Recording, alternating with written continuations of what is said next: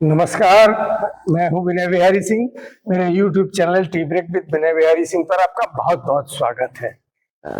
आज मैं कोलकाता के दक्षिणेश्वर में काठिया बाबा आश्रम में जयंत ब्रह्मचारी जी के साथ बैठा हूं और इनसे अत्यंत रोचक विषयों पर बातचीत होगी। काठिया बाबा की परंपरा निम्बार्काचार्य से शुरू होती है और काठिया बाबा काठ के कौपीन पहनते थे, वही परंपरा आज तक चली आ रही है। तो ये अत्यंत पवित्र, शुद्ध और महान परंपरा के ब्रह्मचारी हैं।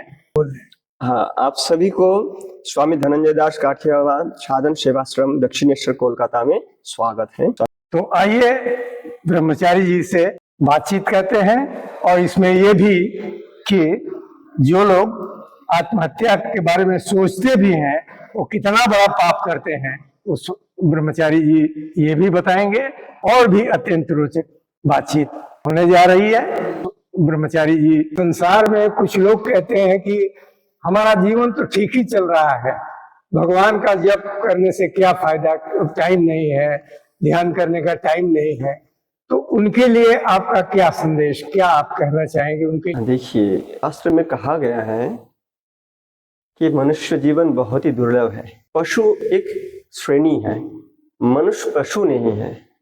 धर्म ही मानव को मानव बनाते हैं, मनुष्य बोध जगाते हैं। शास्त्र में संत जन कहते हैं, बड़े भाग्य मानुष तनु पावा, सुरदुर्लभ सतग्रंथन गावा।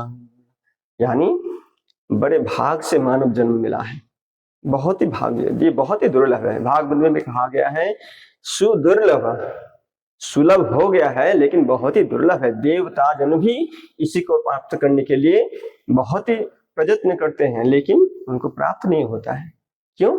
क्योंकि ये मानव जन्म भी ऐसा है जो धर्म आचरण के साथ युक्त होकर चले तो मोक्ष प्राप्ति कर सकता है, कर्म से बंधन से मुक्त हो सकता है।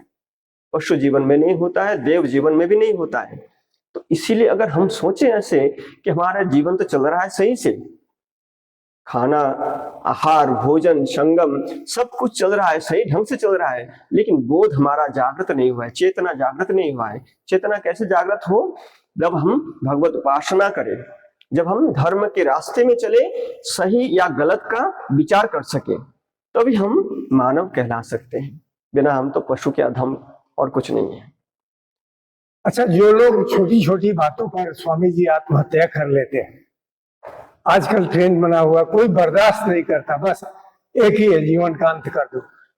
तो ये जो सोचते हैं कि जीवन का अंत होकर के बहुत सुखी हो जाएंगे, लेकिन शास्त्रों में कहा गया है कि बड़ी जो प्राण दे देते हैं आत्महत्या करके, उनको बहुत बाद में यातनाएं मिलती हैं, क्योंकि वो उम्र से पहले उन्होंने जीवन का त्याग किया है। जो भगवान ने दिया है उसको त्याग दिया है। तो उसके बारे में बताएं। जन्म हमारा भगवत इच्छा से हुआ है। हम खुद नहीं चाह सकते कि हम जन्म ले लें। कोई कह नहीं सकता है कि हम खुद जन्म लिए हैं। हम मातृगर्भ से अपने से जन्म नहीं ले सकते जब भगवत कृपा ना हो। तो इसलिए इसको अंत भी हम नहीं कर सकते हैं। भगवत कृपा ऐसे बनी है कि मानव शरीर मिला है। शास्त्र ऐसे कहते हैं कि अगर हम अपने प्राणों को बलिदान दे दे समय से पहले तो ये बहुत बड़ी पाप हो जाती है। छोटा बड़ा पाप बहुत सा है, लेकिन आत्महत्या जैसा पाप बहुत ही दर्दनाक होता है। तो इसलिए शास्त्र में एकदम निषेध किया गया है आत्महत्या का, आत्महत्या के लिए। दूसरी बात है, जैसे आत्महत्या क्यों करते हैं सब? वर्तमान परिस्थिति में, वर्तमान जो समाज व्यवस्था है, इसमें एक डिप्रेशन या कह सकते हैं इसको मानसिक संतुलन खो देना। सबसे पहली बात है, ये डिप्रेशन बहुत बड़ी बीमारी है। डिप्रेशन कैसे आती है? हम जो चाहते हैं संतोष ना हो, असंतोष रह जाता है हमारा, तब भी जाके डिप्रेशन बन जाती है। हम जो चाहते हैं वो हमारा पूरा नहीं होता है, पूर्ण न होने के कारण हमें क्रोध आ जाता है, हमें हताशा आ जाता है। ये हताशा ही हमको उसी रास्ते में चालित कर लेता है कि हम आपको खुद को अंत कर दें, अपने शरीर को नष्ट कर दें। इसको सही करने के लिए धर्म के साथ युक्त होना चाहिए। कई जगह पे ऐसा बहुत बहुत मंदिर, मठ या संस्था बना हुआ है जहां पे जाके हम हमारा आत्मिक आध्यात्मिक उन्नति कर सकते हैं।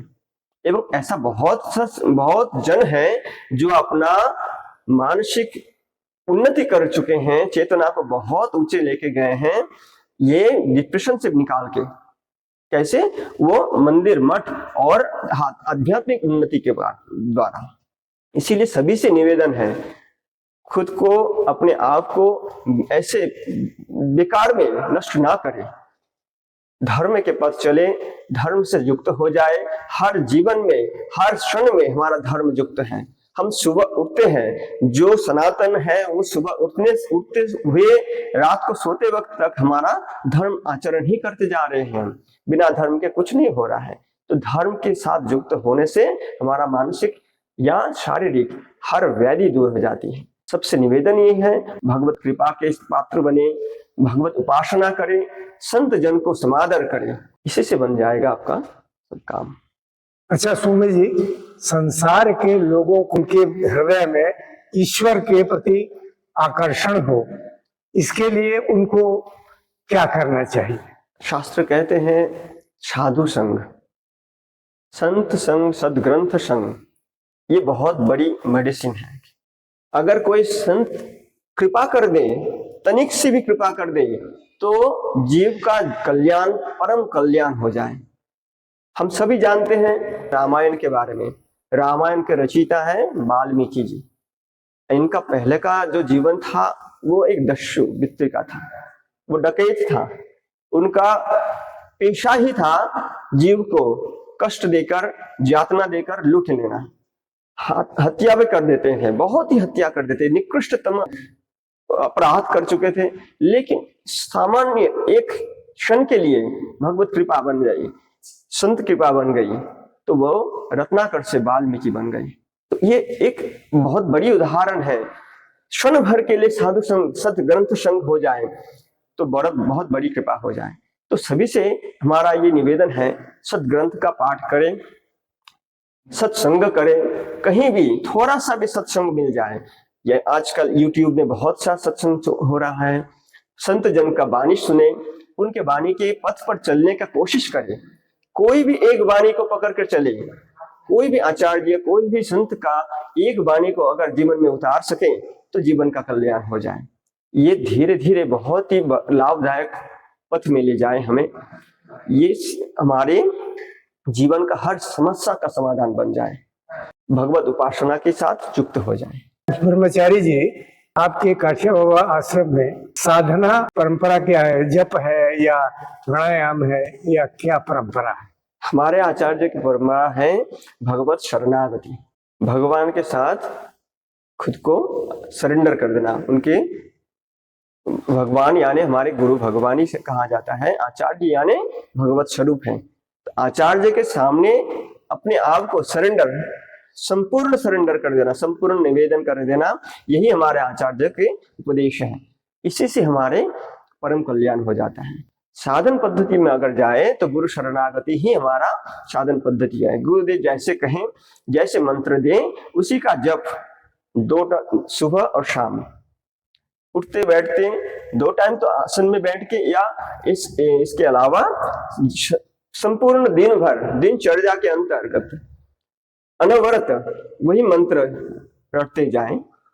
एवं सबसे बड़ी बात है, वर्तमान कलियुग में यही एकमात्र उपाय है, नाम जप एवं भगवत उपासना, गुरु शरणागति, नाम संकीर्तन, नाम जप, यही बड़ी बात है। अच्छा ब्रह्मचारी जी, मनुष्य को कहा जाता है कि सात्विक भोजन करना चाहिए, क्या करना चाहते हैं? भोजन कैसा होना चाहिए? देखिए, भोजन आहार यानी हमारे शरीर को पुष्टि देने वाला जो काम होता है, उसी लिए हमारा आहार होता है। हमारा वर्तमान युग में, कली युग में जो जीव शरीर है, ये अन्नमय शरीर है। बिना अन्न की शरीर विनष्ट हो जाता है, तो आहार आवश्यक है। अब विचार ये है, आहार किस लिए हो? हमारा पुष्टि साधन के लिए आहार जरूरी है। शरीर स्वस्थ रहे, निरोग रहे, इस आहार से हमारा पुष्टि हो रहा है, या मतलब आहार का गुण हमारे शरीर में प्रवेश कर रहा है। छोटी सी उदाहरण अगर देखा जाए, अगर कोई मादक द्रव्य लेते हैं, यानी आज जो चल रहा है कोई लिकर जैसा हो, इसका प्रभाव हम हाथों हाथ देख सकते हैं। उनका मानसिक संतुलन बिगड़ जाता है। जब नशा चढ़ जाता है तो उनका मानसिक स्थिति सही नहीं रहता है। ये साक्षात प्रमाण है आहार का शरीर के साथ, मन के साथ। तो हमें विचार करना चाहिए, हमारा बुद्धि, हमारा चेतना कैसे सही रहे। चेतना बुद्धि तभी जागृत रहेगा, सही रहेगा, विचार बोध तभी सही रहेगा जब आहार शुद्ध होगा। कैसे? जैसे सात्विक आहार हो, 3 तरह का आहार कहा गया है शास्त्र में, एक सात्विक, एक राजसिक, एक तामसिक। जो सात्विक आहार है वो मन को शांत कर सकता है, ध्यान में मन लगा सकता है, सहयोग कर सकता है, चिंतन का उन्नति कर सकता है। राजसिक जो भोग है, राजसिक आहार जो है वो बल वृद्धि करता है, कर्म चंचलता जागृत कर देता है। तामसिक भोजन, तामसिक गुणयुक्त आहार निद्रा, अलसता, कर्महीनता के और धकेल देता है जीव को। तो विचार अगर सही करें तो सात्विक भोजन ही सर्वोत्तम है। अब सात्विक भोजन कौन कौन सा है?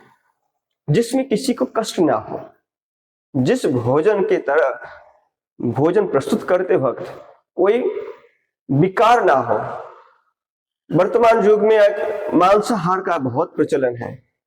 मांसाहार कैसे होता है? किसी को वध करके, किसी को यातना देकर, तड़पाकर फिर हम उसी से भोजन करते हैं।